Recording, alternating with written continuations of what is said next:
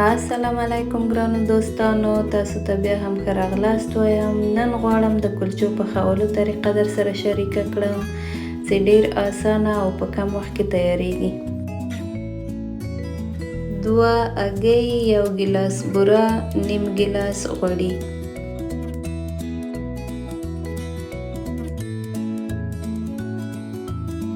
یو ګیلاس نیم ګرمه شیدې، یو قاشق میده سوی هیل، یو پاکټ فوري خمیر مایه چې د نیمه قاشقې په اندازه ده، نیمه قاشقه بیکینګ پودر، 4 ګیلاسه اوړه،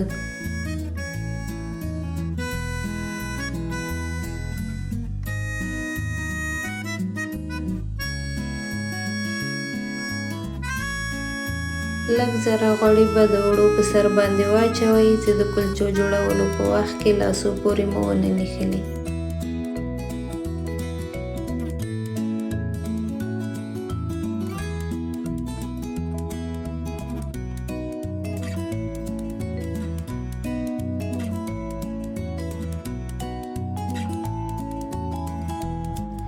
دوه د هګیو زیړ، 2 قاشقې شیدې ښه سره مکس کړئ، د کلچو په سر باندې ووهئ، دې سره کلچې جلاداره راځي.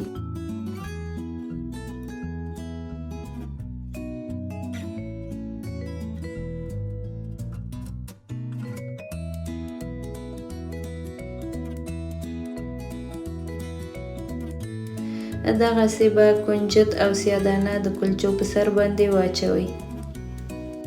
د داش درجه هم باید په 350 کې اوسي او د 30 دقیقو لپاره یې پرېږدئ چې پخې سي.